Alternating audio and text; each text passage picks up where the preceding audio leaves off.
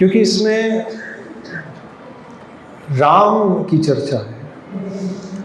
हनुमान जी राम के गुणों का वर्णन कर रहे हैं, सीता देवी भी राम के गुणों का वर्णन कर रही है। इसलिए इस कांड को सुंदर कांड कहा गया है। जिस तरह से बाल कांड में बाल रामायण है, उसी तरह सुंदर कांड में भी भगवान राम के गुणों की चर्चा है। जैसा कि कल हम लोग चर्चा कर रहे थे कि अब ये लोग, ये जो हनुमान जी हैं, अंगद जी हैं और वानर हैं, ये सब अब सीता देवी का पता लगाने के लिए, सीता को संदेश देने के लिए अब लंका जाने के लिए प्रयास कर रहे हैं। बीच में समुद्र है जो लगभग संपाति ने बताया था कि 100 योजन है। एक योजन जो है लगभग 8 मील का होता है। और अब अलग अलग जो वानर हैं वो कह रहे हैं कि मैं इतने योजन छलांग लगा सकता हूँ, दूसरा कह रहा है मैं इतने लगा सकता हूँ। जामवंत जी भी कह रहे हैं कि मैं 90 तक लगा सकता हूँ, लेकिन इससे ज़्यादा नहीं कर सकता। अंगद कह रहे हैं मैं लगा तो लूँगा, वापस आने के चांस बहुत कम है। तो फिर वहाँ जामवंत जी जो हैं, जो धर्म का प्रतीक है, आचार्य इस तरह से लिखते हैं, एक जो धर्म का ज्ञान है, जो धर्म है, वही सही गुरु को पहचान सकता है, ऐसा मध्वाचार्य लिखते हैं। और सही गुरु की पहचान जामवंत जी ने की हनुमान जी के रूप में। हनुमान जी को उन्होंने कहा कि आप सही व्यक्ति हैं जो इस सागर को पार करवा भी सकते हैं और कर भी सकते हैं। तो जामवंत जी ने, मध्वाचार्य ऐसा लिखते हैं, कई शास्त्रों में ऐसा आता है कि जामवंत जी जो है उन्होंने शक्तियों का याद करवाया था। ठीक है, ऐसा भी है, लेकिन निवेदन के रूप में किया था जामवंत जी ने कि हनुमान जी आप कर सकते हो ये कार्य। और फिर हनुमान जी ने कहा कि ठीक है, इस कार्य को मैं करूंगा। तो जब हनुमान जी ने लंका जाने के लिए जो प्रयास किया और सबसे पहले प्रार्थना की सभी वानरों से, देवी देवताओं से, तो सबसे पहले जब हम भक्ति करते हैं तो आशीर्वाद लेना होता है। ये हनुमान जी सिखा रहे हैं कि जब संसार रूपी सागर को पार करना है तो क्या करना है, पहले प्रार्थना करनी है वैष्णवों को, भगवान को। और अब उसका आधार भी होना चाहिए छलांग लगाने के लिए। तो छलांग लगाने के लिए हनुमान जी ने जो आधार लिया था वो था महेंद्र पर्वत। अब जब महेंद्र पर्वत पर हनुमान जी ने पैर रखा, अपना जो महिमा सिद्धि थी उससे अपना जो आकार है बहुत बड़ा कर लिया था। हनुमान जी की जो परछाई है, शास्त्र बताते हैं वाल्मीकि रामायण की, 50 योजन जितनी तो परछाई हो गई थी। इतना साइज बड़ा कर लिया था हनुमान जी ने। और ये जो महेंद्र पर्वत क्या है, ये विश्वास है, श्रद्धा है। भक्ति कहां से शुरू होती है? आदौ श्रद्धा। आदौ मतलब भक्त, जो वानर थे जामवंत जी हैं, भक्त, श्रद्धा, महेंद्र पर्वत। यहां से उन्होंने एक छलांग ली। और किस गति से उन्होंने छलांग लगाई? प्रकाश की गति से। जैसे आपने देखा होगा ना, जो साउंड की स्पीड से अगर कोई विमान जाता है तो उसके पीछे एक राउंड सर्कल बन जाता है विमान के। तो जैसे हनुमान जी ने छलांग लगाई थी, समुद्र का पानी, पेड़ जो पहाड़ों पर थे, वो सारे हनुमान जी के पीछे चल दिए थे। मछलियां उड़कर पीछे चल पड़ी थी। इतनी तेज धाराएं बहने लगी, तूफान आ गया, इस तरह से लग रहा था। और महेंद्र पर्वत जो था, जो इतना ऊंचा था, वो बिल्कुल जमीन के अंदर धंस गया था। और रास्ते में कई बाधाएं आई हनुमान जी को। और उन बाधाओं को, क्योंकि राम की सेवा आप करोगे, ऐसा तो है नहीं कि बाधाएं नहीं आएंगी। आप भक्ति करोगे तो रुकावटें आएंगी, कई प्रलोभन आएंगे। पहला प्रलोभन जो था, हनुमान जी जब राम की सेवा में जा रहे हैं सीता देवी का पता करने, पहला आया मैनक पर्वत। अब कहोगे कि मैनक पर्वत जो था, पहले जो पहाड़ों होते थे, पर्वत होते थे, उनके विंग्स होते थे, उड़ते थे। लेकिन वहां जितने भी ऋषि मुनि तपस्या करते थे वो डर जाते थे। तो इंद्र ने क्या किया, सबके विंग्स जो थे काट दिए। लेकिन वायुदेव ने मेनक पर्वत को समुद्र के नीचे छुपा दिया। उनके विंग्स थे और मेनक पर्वत ने पाताल लोक का रास्ता रोका हुआ था समुद्र के बीच में। एक तो हनुमान जी पवन पुत्र हैं, दूसरा इक्ष्वाकु कुल में, क्योंकि ये जो इक्ष्वाकु कुल है मेनक पर्वत उसी कुल से आते हैं, तो उनका भी आभार प्रकट करने के लिए हनुमान जी को उन्होंने कहा कि आप इतनी दूर 100 योजन जा रहे हैं, 800 मील, तो आप कुछ विश्राम कर लीजिए मेरे ऊपर। तो ऐसा होता है ना, कई बार हम लोग भक्ति करते हैं तो कोई कह देता है कि चलो हम आए हैं, थोड़ी देर आप रुक जाइए हमारे लिए, या हमारे यहाँ विवाह है या बेटे का बर्थडे है, कई बार आ जाते हैं, होता है ना, हम कहते हैं चलो अब ऑब्लाइज तो करना पड़ेगा, कोई प्रेम से अगर कहे। अब मेनक पर्वत जो है उन्होंने हनुमान जी को कहा कि आप थोड़ा विश्राम कर लीजिए, मैं आपकी सेवा करना चाहता हूं क्योंकि आप राम की सेवा करने जा रहे हैं। अब बताइए हनुमान जी क्या करेंगे? अगर रुकते हैं तो राम की सेवा रुकती है, नहीं रुकते तो मेनक पर्वत का अपमान होता है ना, कई बार ऐसी स्थिति होती है, नहीं होती? कई बार हमें लगता है कि अब भक्ति करने जाएं तो पीछे रिश्तेदार नाराज हो जाते हैं, रिश्तेदारों को मनाएं तो भगवान नाराज हो जाएंगे, क्या करें? हनुमान जी ने क्या किया? हनुमान जी ने कहा कि पहले तो वो देखे कि कोई शायद पहाड़ आगे कोई बाधा पहुंचाना चाहता राम के काज में। फिर जब मेनक पर्वत ने प्रार्थना की तो हनुमान जी ने सिर्फ उनको छू कर आगे निकल गए। कहते मैं अभी राम की सेवा में हूं, आप बुरा मत मानिएगा। देखिए कितने पोलाइटली, बहुत प्रेम से कहेंगे मैं आपकी सेवा स्वीकार करता हूं, लेकिन राम की सेवा को मैं रोक नहीं सकता, मुझे कष्ट है, तो इसलिए आप स्वीकार कर लीजिए मेरा प्रणाम। और इस तरह से मेनक पर्वत को हनुमान जी जो हैं, जो प्रलोभन है उसको बिल्कुल पोलाइटली जेंटली मना करके आगे निकल गए, बहस नहीं की वहां पर, बिल्कुल विनम्रता से, दीनता से। तो दीनता से अगर हम लोग इन प्रलोभनों को विजय प्राप्त कर सकते हैं, अगर कोई दीनता से हम कहें तो क्यों नहीं मानेंगे? हमारे कई भक्त हैं जो रिलेटिव्स के यहाँ ज़्यादा जाते नहीं, कहते भक्ति में इतने बिजी हैं। अब रिलेटिव्स जो रिश्तेदार हैं वो भी संबंधी समझते हैं इस बात को कि ठीक है भक्ति में लगा हुआ, ऐसा है तो है नहीं कि हमसे नाराज़ है, वैसे ही नहीं जाते किसी के यहाँ, ठीक है। आगे फिर देवताओं ने हनुमान जी का टेस्ट लेना चाहा कि देखें हनुमान जी कर भी पाएंगे कार्य, नहीं कर पाएंगे, तो सुरसा को भेजा, सुरसा को शक्तियां दी। सुरसा जो थी राक्षसी बन के आई और उसने हनुमान जी को बोला कि यहां इस समुद्र से कोई भी मेरे मुख में प्रवेश किए बिना निकल ही नहीं सकता। तो उसने अपना मुंह बड़ा कर लिया निकलने के लिए। हनुमान जी ने अपना 20 गुना बड़ा कर लिया मुंह, सुरसा ने 30 गुना कर लिया, हनुमान जी ने 50 गुना, सुरसा ने 100 गुना कर लिया। हनुमान जी ने कहा कि इसके मुख में से निकल रहा है, तो उन्होंने लघिमा शक्ति का, सिद्धि का उपयोग करते हुए छोटा सा आकार करके बीच में गए और बाहर आ गए। आपकी जो शर्त है वो पूरी हो गई। या हनुमान जी ने अपने आप को लड़ाई झगड़े में डाला नहीं ज्यादा, अपनी ईगो को साइड पे रख दिया। भगवान की जब सेवा कर रहे हो तो ऐसा नहीं कि मैं तुम्हें दिखाता हूं कितना बड़ा हूं। हनुमान जी ने टाइम वेस्ट नहीं किया। तो ये जब कोई भक्ति करता है तो संसार में कॉम्पिटिशन्स में भक्त पड़ता नहीं है ज़्यादा कि मैं अपने को दिखाऊंगा मैं क्या चीज़ हूँ। होता है ना, कई बार कोई अपमान कर देता है, देख लेंगे तुम्हें, तो हम भी गए देख लेंगे, कोई बात नहीं।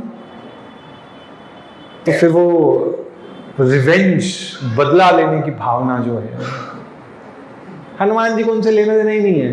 कहते राम भगवान की सेवा कर रहे हैं, क्या करना, किसके आगे किससे सर्टिफिकेट लेना है आपको? भगवान राम से लेना है। संसारी लोगों से सर्टिफिकेट क्या, आपके मरने के बाद उसको भी जला देंगे, किसके काम का है? चाहे किसी ने ओलंपिक्स में भी लिया हो, कितने ओलंपिक्स में जिन्होंने चैंपियंस हैं जिनके नाम आपको याद है? 50 साल पहले जिन्होंने लिया था, कि याद है कोई नाम? नहीं। तो आपको भी कोई याद नहीं कर, लेकिन हनुमान जी को याद है, करते हैं सभी। राम की सेवा जो करता है वो अमर होता है। तो इसलिए संसार, हनुमान जी सिखा रहे हैं कि संसार के जो प्रलोभन हैं या कंपटीशन है, इनसे ज़्यादा कोई लेना देना नहीं है।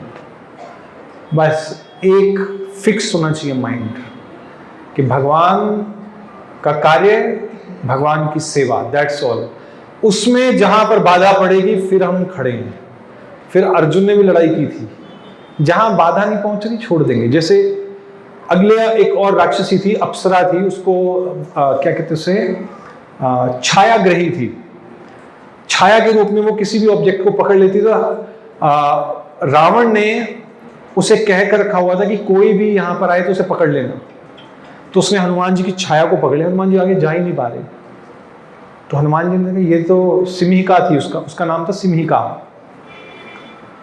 तो ऐसे ही संसार में कई लोग होते हैं, भगवान की सेवा करते हैं, आपके दोष निकालेंगे, निकालेंगे दोष। राम के दोष निकालेंगे, भक्ति के दोष निकालेंगे, भक्तों के दोष निकालेंगे, भक्तों के बारे में उल्टी पुल्टी बातें कहेंगे, भक्तों को गालियां देंगे। द्वेषी होते हैं, आपको भी नीचे खींचेंगे, आपके मन में भी संशय डाल देंगे। ऐसे लोगों को हनुमान जी कहते हैं नहीं छोड़ना चाहिए। हनुमान जी क्या किया, सिम्हिका के पेट में गए, आतनियां फाड़ कर बाहर आ गए, वहीं पे उसका वध कर दिया। अगर कोई भगवान का अपमान करता है, भक्तों का अपमान करता है, हमारा करते हमें कोई प्रॉब्लम नहीं है। भक्तों का और भगवान का अगर कोई अपमान करे तो या तो आप उसे शास्त्रार्थ में हरा दो या वो स्थान छोड़ दो। ये दो है बस, वहां आप रुक नहीं सकते, सुन नहीं सकते उसको।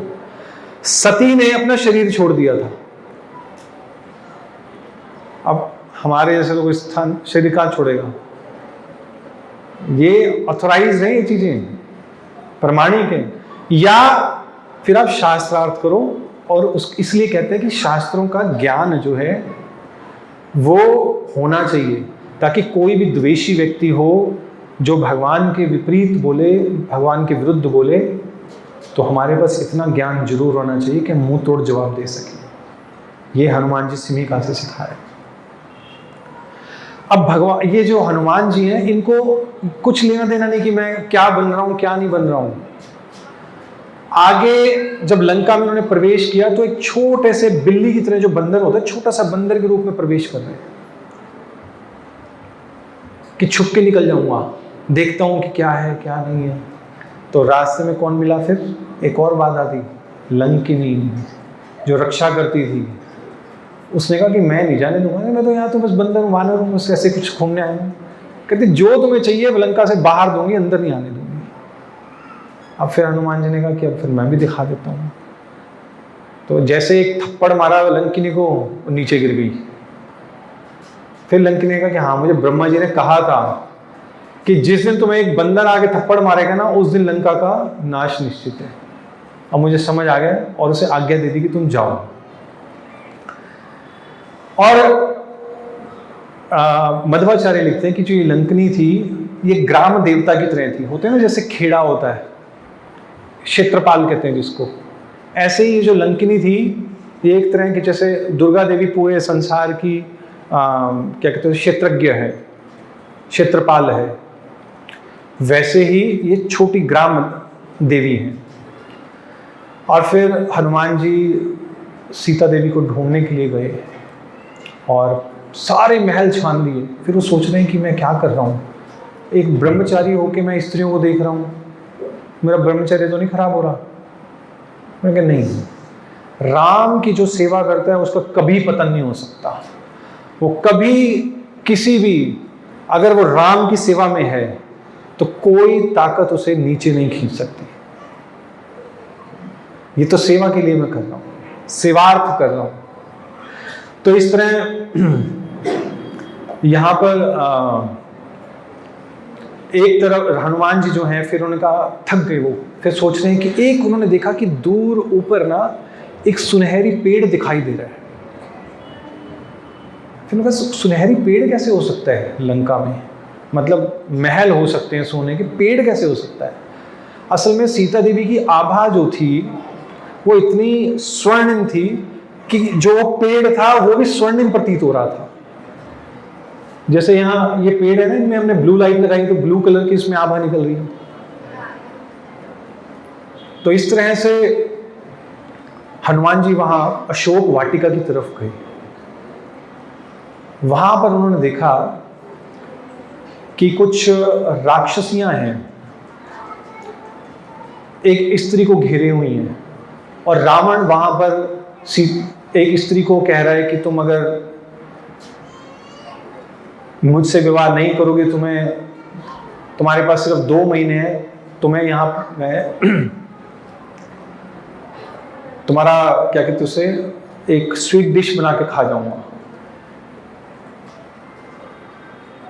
और राक्षसों कह गए इसे मानसिक रूप से प्रताड़ित करो सीता देवी को। ये हनुमान जी सब देख रहे हैं कि सीता देवी के साथ क्या होता है। सीता देवी कौन है? एक जीव का प्रतीक है। हनुमान जी कौन है? गुरु के रूप में प्रचार करने आते हैं। अब हनुमान जी सोच रहे हैं कि मैं किस प्रकार से राम भगवान का संदेश दूं,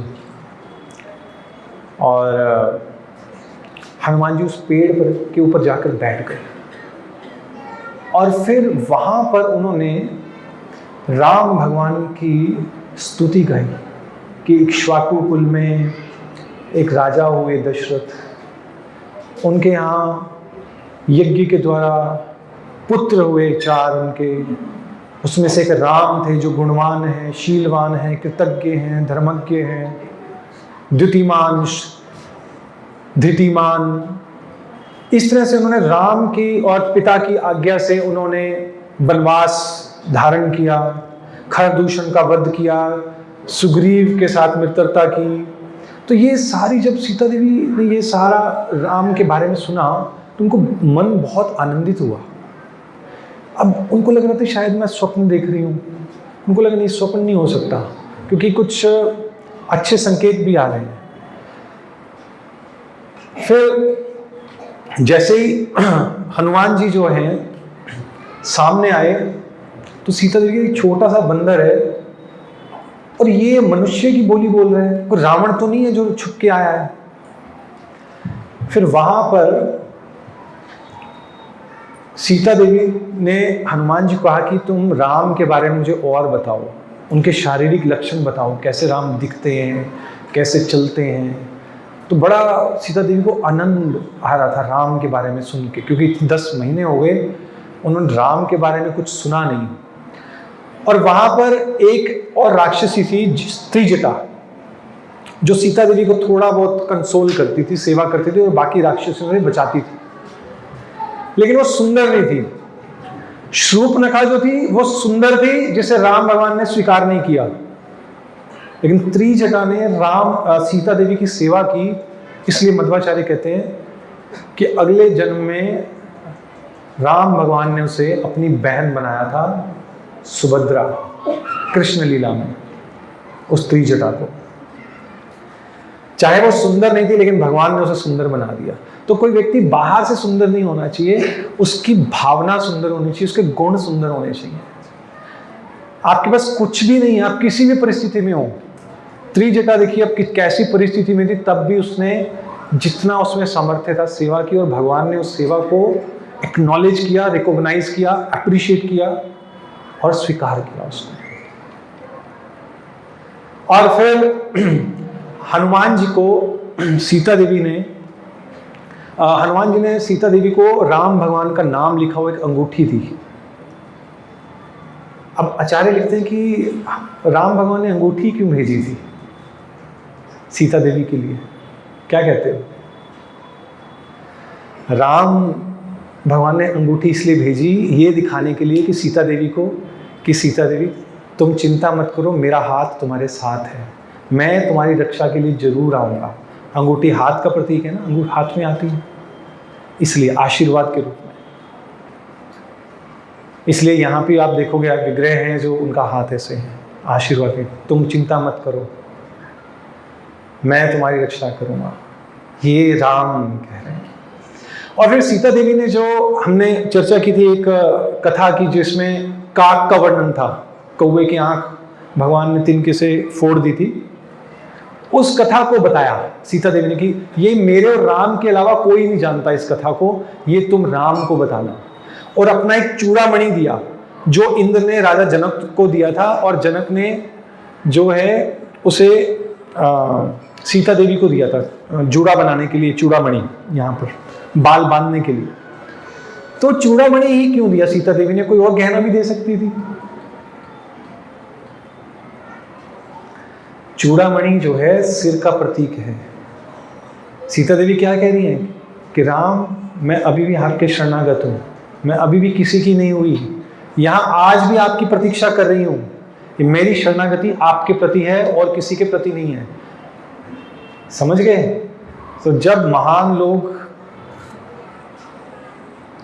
आते हैं, जब महान लोग इस तरह से व्यवहार करते हैं, तो एक छोटी छोटी जो बातें हैं उनके पीछे भी बहुत बड़ा बड़ा जो है संदेश होता है। लेके जा सकता हूं राम के पास, या आपको मैं लेके चलता हूं। सीता देवी कह रही है कि तुम इतने अदने से बालक, छोटे से हो, कैसी बातें करते हो? तो वहां फिर हनुमान जी ने अपना आकार बड़ा करके बताया, दिखाया सीता देवी को।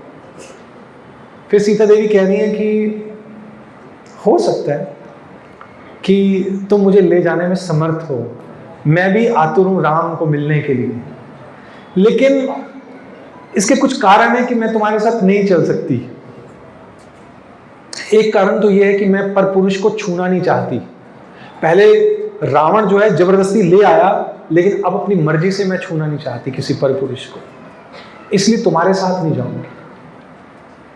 और दूसरा, तुम जब मुझे यहां से लेके जाओगे तो हो सकता है तुम्हें ये सारे जो यहाँ पे राक्षस हैं घेर लें, तुम्हें मारने लगे, तुम इनसे लड़ते लड़ते मुझे भूल जाओ और मैं समुद्र में गिर जाऊं, क्योंकि इनका बल भी तो कम नहीं है, तुम्हें क्या मालूम कितने बलशाली हैं।